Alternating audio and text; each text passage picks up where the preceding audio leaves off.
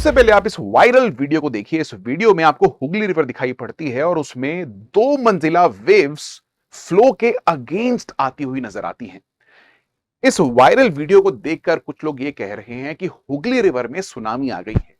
दोस्तों, ऐसा नहीं है। इस फिनोमिना का नाम मैं आपको डेफिनेटली इस वीडियो में बताने वाला हूं कि इस फिनोमिना को हम क्या कहते हैं और इसको हम प्रॉपरली अच्छे से समझेंगे और बताऊंगा कि ये सुनामी क्यों नहीं है। लेकिन स्टार्ट करने से पहले आपको बताना यह चाहता हूं कि अगर आप यूपीएससी सिविल सर्विसेज एग्जाम की प्रिपरेशन कर रहे हैं और एक बार, सिर्फ एक बार इस एग्जाम को सीरियसली देना चाहते हैं और आप अभी तक कंफ्यूज्ड हैं यार हम किस प्लेटफॉर्म को ज्वाइन करें, बिकॉज स्टार्टिंग में तो सब कुछ अच्छा अच्छा होता है लेकिन बाद में जाकर इश्यूज क्रिएट हो जाते हैं, तो आप सिर्फ ₹1 में हमारे प्लेटफॉर्म यूपीएससी प्रेप लैब को जाकर चेकआउट कर सकते हैं। जो लिंक है डिस्क्रिप्शन के अंदर दिया गया है, जाइए जस्ट ₹1 में चेकआउट कीजिए। अगर बढ़िया लगे तो उसके बाद मंथली बेसिस पर आप यहां पर प्रिपरेशन कर सकते हैं। मंथली बेसिस पर आपको यहां पर फाउंडेशन बैच भी प्रोवाइड किया जाएगा, आपको मेंटरशिप भी प्रोवाइड की जाएगी, नोट्स, पीडीएफ, सब कुछ आपको यहां पर मिल जाने वाला है। तो आइए दोस्तों, सबसे पहले इस फिनोमिना को समझने के लिए हम समझते हैं हुगली रिवर के बारे में। देखिए, Hooghly is nothing but a distributary of river Ganga. देखिए, गंगा जी की शुरुआत होती है उत्तराखंड के अंदर लोकेटेड गंगोत्री ग्लेशियर से, जहां के गौमुख से निकलती है भागीरथी नदी और भागीरथी नदी से मिलती है देवप्रयाग पर अलकनंदा, जिसके बाद उत्तर प्रदेश में फ्लो करते हुए गंगा रिवर बिहार में एंटर कर जाती है और बिहार के बाद वेस्ट बंगाल में। अब वेस्ट बंगाल में एक जगह है जिसका नाम गिरिया है, जहां से ये रिवर प्राकृतिक रूप से यानी कि नेचुरली दो डिस्ट्रीब्यूटरीज में यानी कि शाखा नदियों में बट जाती है।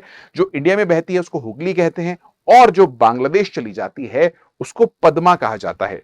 तो अगर हम थोड़ा सा जूम करें इस मैप पे तो आप देख सकते हैं कि ये गिरिया है और गिरिया पर आकर प्राकृतिक रूप से नेचुरली जो गंगा रिवर है वो दो डिस्ट्रीब्यूटरीज में डिवाइड हो रही है। ये जो चैनल है ये है भागीरथी हुगली रिवर का। हुगली रिवर को इनिशियली भागीरथी ही कहा जाता है।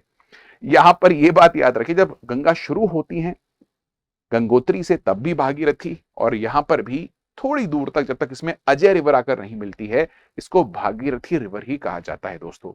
उसके बाद गिरिया से आप देख रहे हैं पद्मा बांग्लादेश में जा रही है। जो पद्मा है ये ब्रह्मपुत्रा, जिसको जमुना कहते हैं, उससे मिलती है, फिर आगे मेघना से भी मिलती है।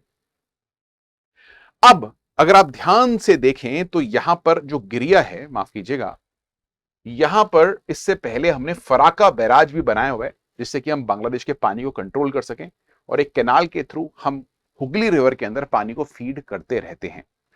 और ये रिवर सुंदरबंस के पास से बे ऑफ बंगाल में गिर जाती है। अब जो हमने वायरल वीडियो देखी थी वो इसी रिवर की थी और इसी रिवर के माउथ के पास आपको ये वेव्स देखने को मिली थी। देखो, इन वेव्स को हम टाइडल बोर कहते हैं। We call these waves as tidal bore, जिसको लोकल बंगाली लैंग्वेज में बान से भी जाना जाता है।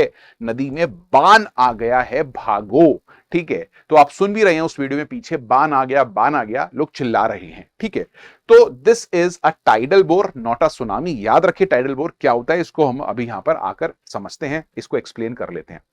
देखो, जैसा कि आप जानते हैं, जो सुनामी है, जो सुनामी की वेव्स हैं, वो एक सबमरीन अर्थक्वेक्स की वजह से जनरेट होती है।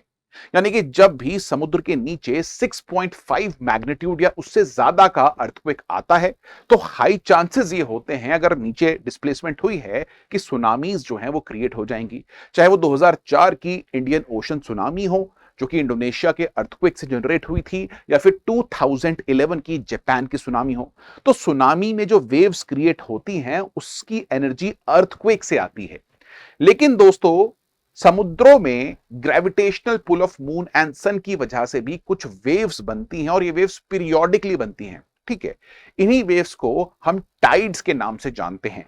तो जैसे जिस तरफ मून है आप देख रहे हैं उस तरफ यहां पर एक टाइडल बल्ज क्रिएट हो रहा है और जैसे जैसे मून अर्थ के चारों तरफ रिवॉल्व करता है वैसे वैसे ये टाइडल बल्ज जो है वो मूव करता रहता है। तो पीरियोडिकली, मतलब ऑलमोस्ट हर जगह पर 24-25 घंटे के अंदर 2 high tides and 2 low tides आपको देखने को मिलती हैं, जिसको सेमी डायर्नल पैटर्न कहा जाता है। लेकिन कहीं कहीं मिक्स्ड भी होता है, कभी एक हाई टाइड आ रही है, एक लो टाइड आ रही है।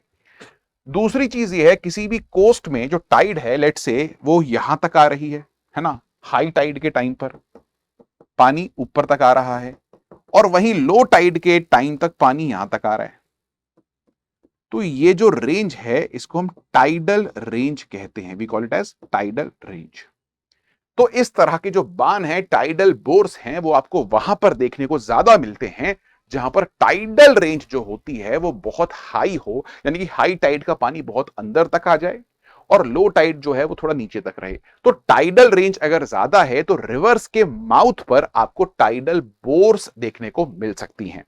तो आइए समझते हैं कि ये टाइडल बोर क्या होती है। हमने सबसे पहली चीज तो ये समझ ली कि जो टाइडल बोर है वो कुछ भी नहीं है, it is just a wave. एक वेव है that is generated by the gravitational pull of moon and the sun. ठीक है, अब जब ये टाइडल जो टाइड है ये समुद्र में आती है तो स्लोली स्लोली वो एक नैरो माउथ पर पहुंचती है रिवर के, और उसी माउथ की वजह से ये कंप्रेस हो जाती है। और जब ये वेव कंप्रेस होती है, यानी कि खूब सारी एनर्जी जब आप कंप्रेस कर देंगे कम जगह पर, तो उसकी हाइट इंक्रीज हो जाती है और स्पीड इंक्रीज हो जाती है। जैसे कि अगर आपने कभी पेड़ों को पानी दिया हो और पाइप में से आप थोड़ा सा प्रेशर पुट कर दें तो जो पानी निकलता है वो काफी तेजी से और दूर निकलता है। तो कुछ उसी फिनोमिना का अगर आप यहां पर एप्लीकेशन करें तो आपको समझ में आ जाएगा कि जो टाइड्स हैं वो भी इसी वजह से आती है, और टाइडल बोर जो है वो इसी वजह से, नैरो ओपनिंग की वजह से ही क्रिएट होती है। तो इसको आप टाइडल बोर कहते हैं। तो tidal bore is nothing but tides getting into narrow river mouths. और जो आपको जो वायरल वीडियो मैंने दिखाई थी, that is nothing but a tidal bore in a Hooghly river. तो टाइडल बोर का पूरा मैकेनिज्म आपको यहां पर समझ में आ गया। अब देखो, हुगली रिवर की जब हम बात करते हैं तो हुगली रिवर के अलावा इंडिया में दूसरी रिवर्स में भी टाइडल बोर्स हमें देखने को मिलते हैं। स्पेसिफिकली अगर आप टाइडल रेंज की बात करें तो इंडिया में गुल्फ ऑफ खंबत और गुल्फ ऑफ कच्छ में हाईएस्ट टाइडल रेंज आपको देखने को मिलती है। और वहां नर्मदा के माउथ में, ठीक है, माही रिवर के माउथ में, साबरमती रिवर के माउथ में भी हमें ये बान यानी कि टाइडल बोर्स देखने को डेफिनेटली मिलते हैं। लेकिन गंगा जी के केस में, हुगली रिवर के केस में यहां पर टाइडल रेंज बहुत ज्यादा नहीं है, 5.1 मीटर ही है। लेकिन यहां पर अगर आप इसकी ओपनिंग देखें तो वो बड़ी नैरो है, और प्लस यहां पर ये नदी बहुत बड़ी है, पानी इसमें बहुत ज्यादा है, एंड ये रिवर जो है ये बहुत शैलो है जब ये समुद्र में जाकर मिलती है। एंड इसी शैलोनेस और नैरोनेस की वजह से आपको कम टाइडल रेंज होने के बावजूद हुगली रिवर के अंदर टाइडल बोर देखने को मिलते हैं। यह बात आपको समझ में आनी चाहिए। अच्छा, इसके अलावा अगर आप हुगली रिवर के टाइडल बोर की बात करें तो ये कोस्ट से, सागर आइलैंड से शुरू हो जाती है। Diamond harbour, Kolkata, Howrah, Hooghly point, Konnar, Chinsurah और नया सराय तक आपको ये टाइडल बोर्स देखने को मिलती हैं।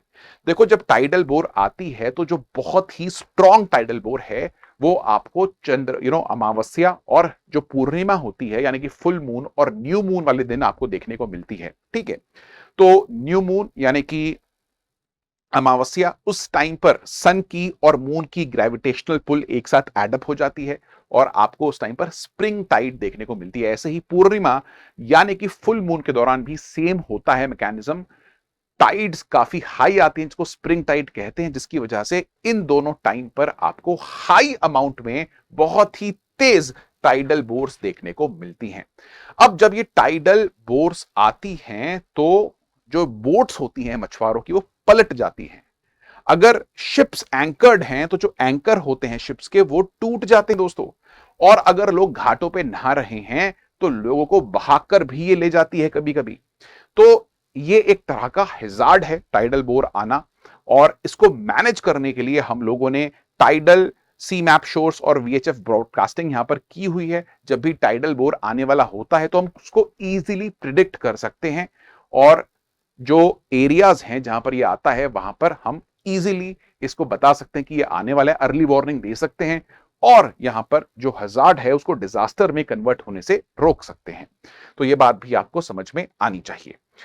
इसके अलावा देखो, इकोलॉजी के लिए भी ये बड़ी इंपॉर्टेंट है टाइडल बोर, बिकॉज ये एक प्राकृतिक तरीके से, नेचुरल तरीके से डीसिल्टिंग का काम करता है।